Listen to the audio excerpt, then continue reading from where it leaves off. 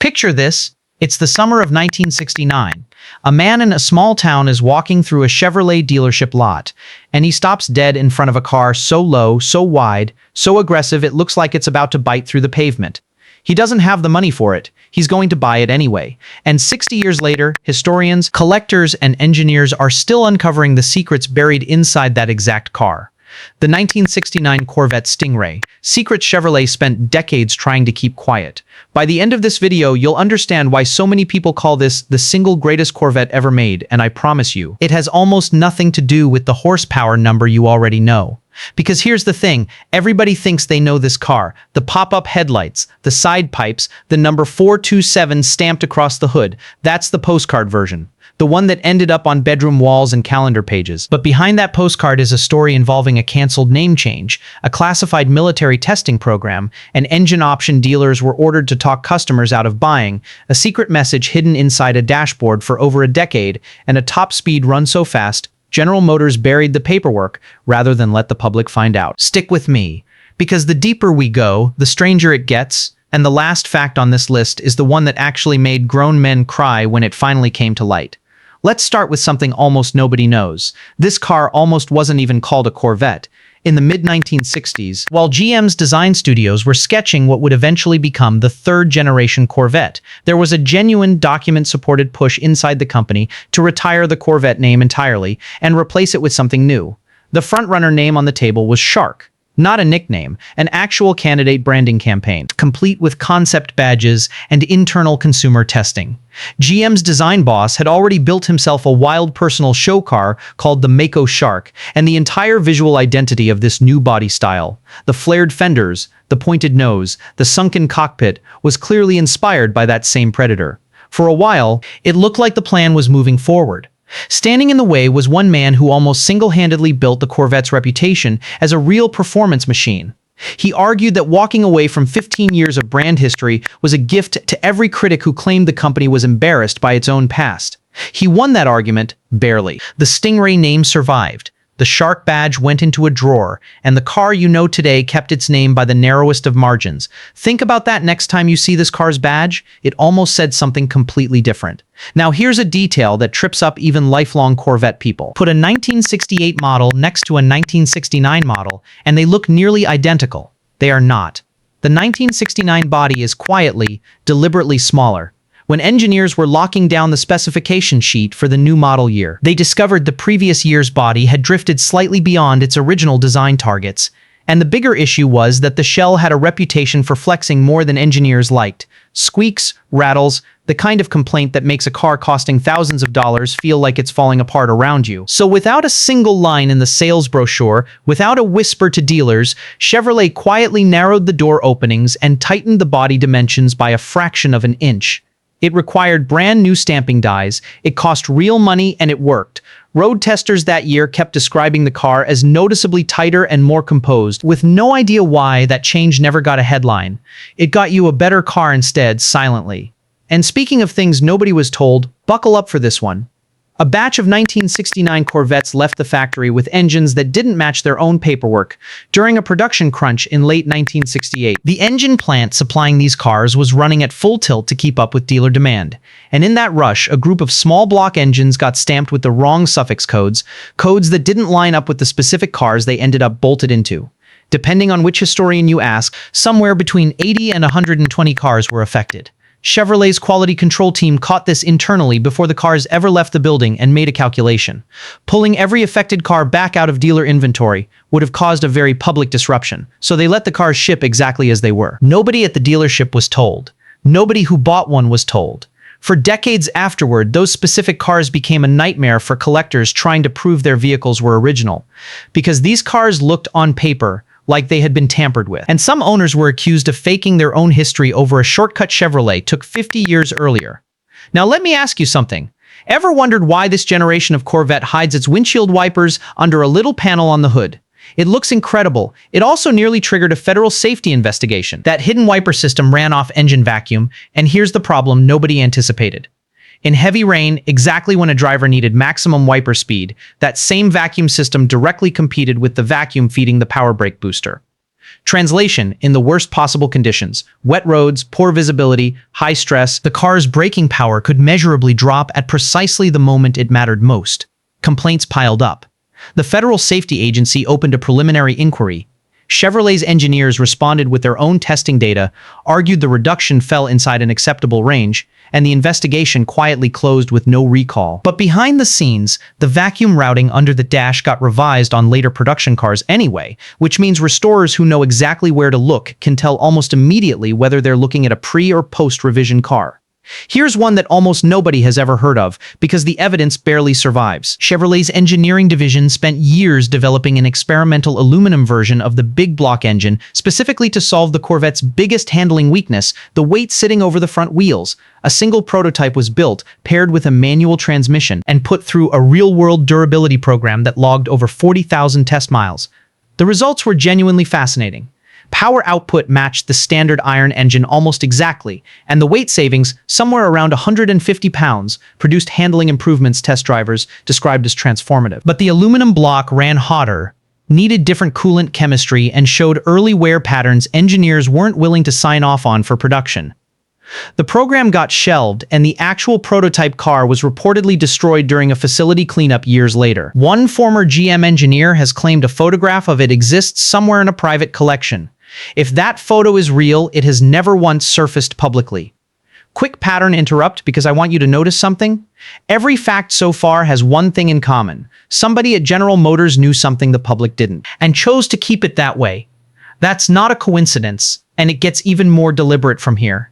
Because the next story involves a badge most owners have looked at 1,000 times without understanding what it actually represents. If you look at the word Stingray on a 1969 Corvette's fender, it is one single word. If you looked at that same badge on a car from a few years earlier, it was two separate words. That is not a printing error, not an inconsistency. It was an intentional, calculated branding decision. Because somewhere in between those years, the company actually dropped the Stingray name completely for a single model year, then brought it back reworked into a single word, because a continuous word felt more modern, more aggressive, more in line with where the American car market was heading. For casual fans, that's a fun piece of trivia. For serious collectors and competition judges, that detail is everything, because putting the wrong era's badge on a restoration is a mistake experienced judges catch in about 3 seconds, and it can tank an otherwise perfect car's authenticity score. Now let's talk about the car that almost existed instead of this one, because the man behind the Corvette spent years trying to blow the entire formula up, and by 1969 he had come closer than anyone realized. He had become convinced years earlier that putting the engine in front of the driver was fundamentally the wrong architecture for a car meant to compete with European exotics. He watched manufacturers overseas move their engines behind the driver's seat and understood exactly what that meant for weight balance and cornering. By the late 60s, he had an actual running prototype with the engine mounted behind the cockpit and used it to make his case directly to leadership. Test drivers who got behind the wheel described handling in a completely different category from anything else the company was building. Then the finance side simply refused to authorize the retooling costs required to rebuild the entire platform around that layout. The front engine car went into production as planned. He never stopped pushing for his vision. The mid-engine Corvette he fought for in 1969 finally reached actual production more than 50 years later. He had passed away decades before that happened and never got to see it. Let's talk money for a second, because the sticker price you've probably heard quoted for this car is almost meaningless. The advertised base price sounds reasonable for a sports car of that era. Almost nobody actually paid that number. Chevrolet's options sheet was essentially engineered to inflate the final price. Aluminum cylinder heads, a close-ratio gearbox, positraction, power steering, a telescoping wheel, a better radio, air conditioning, and every box a buyer checked pushed the real number dramatically higher. To the point a heavily optioned example could cost nearly double the advertised starting price. In 1969, that kind of money could buy an actual house in plenty of American neighborhoods. Dealers knew exactly what they were doing, stocking their lots with loaded inventory, because those cars moved faster and made better margins. The affordable sports car in the advertisements was, for most buyers, a fantasy, and that's a big part of why surviving examples from this model year tend to be so well equipped today. It was never an accident. Here's a defect Chevrolet's engineers found before the car ever reached a showroom and chose to live with anyway. The removable roof panels on the coupe had a known water leak path. Pre-production testing had already traced exactly where water would travel along the roof structure and drip directly into the cabin, right above the driver's left ear. Engineers proposed a fix, a secondary seal, and it was costed out and rejected, not because it was expensive, but because installing it meant briefly stopping the assembly line. Management decided the leak was an acceptable trade-off. Owners disagreed all year long, and water intrusion became one of the most common complaints dealerships heard about that entire model year. A revised seal eventually appeared partway through production, which means today, restorers can use water staining on the driver's side headliner as a rough marker for where in the run a specific car was built. A defect management shrugged off became a forensic fingerprint for historians decades later. Now let's talk about the engine option.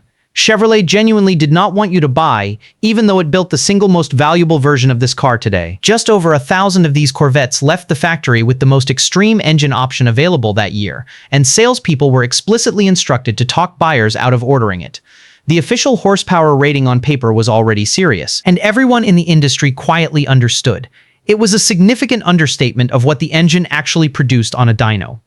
Ordering this option meant deleting the interior heater completely, plus a heavier-duty cooling system, a different ignition, a battery relocated into the trunk.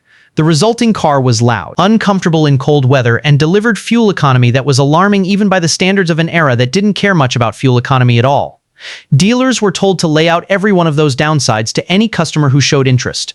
Over 1,000 people heard that entire list of compromises and signed the paperwork anyway. Those cars are, today, among the most valuable Corvettes that exist, trading at prices that would have sounded like fiction to the people who built them.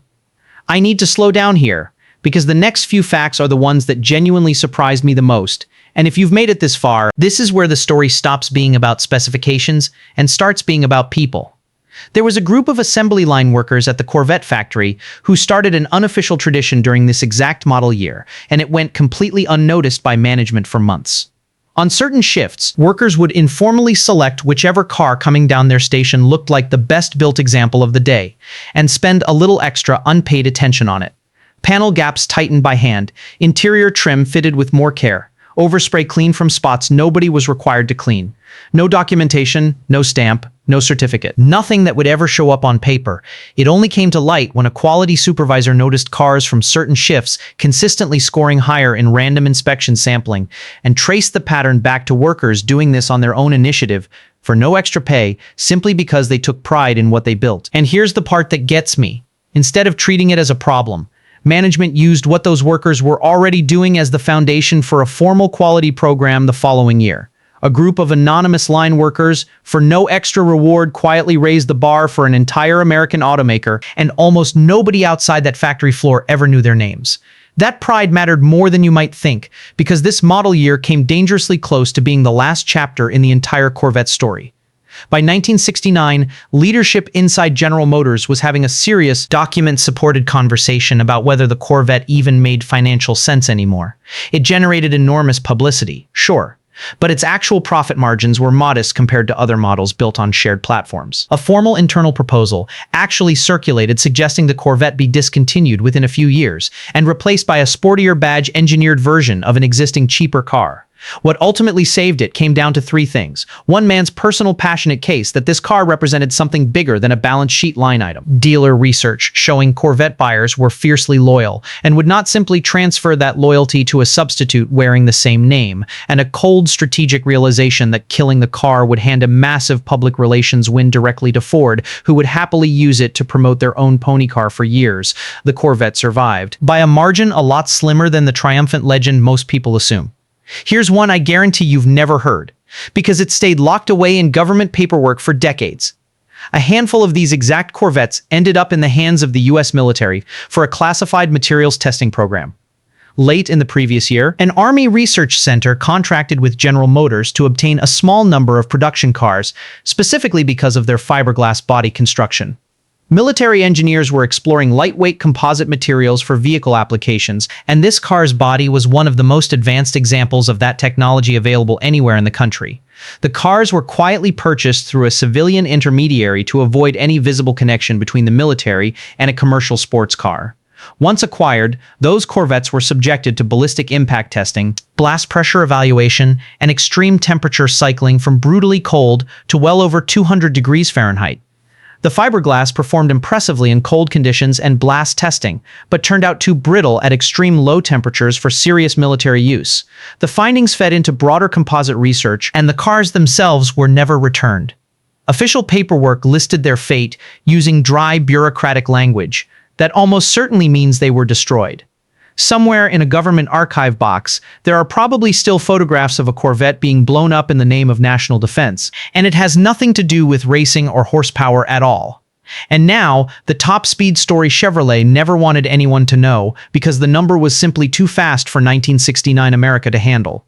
During a high-speed tire evaluation program at a major proving ground in Texas, one of these Corvettes, equipped with that extreme engine option, riding on completely standard production tires straight off the assembly line, was clocked during a validation run at 171 miles per hour.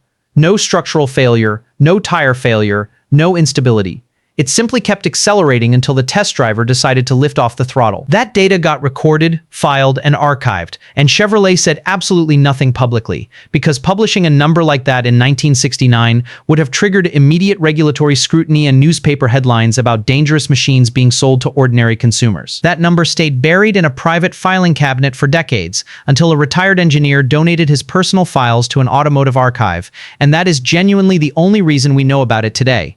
Not a press release, a quiet act of preservation by one man who kept his old paperwork. Okay, I promised you the story that made grown men cry, and this is it. So stay with me, because this is the one that actually explains why this specific car earns the title Greatest Corvette Ever Built, at the very end of that model year's production run. The last car to roll off the assembly line was built with something hidden inside it that management had absolutely no idea about. Something the line workers who did it never told a single outsider for over a decade. It had become an informal tradition at that factory for the final car of each model year to receive some small, unofficial recognition from the people who built it. For this particular year, the workers chose something quiet. The car's paperwork, its VIN, all of it was logged completely correctly. Nothing out of place, nothing anyone auditing the records would ever question.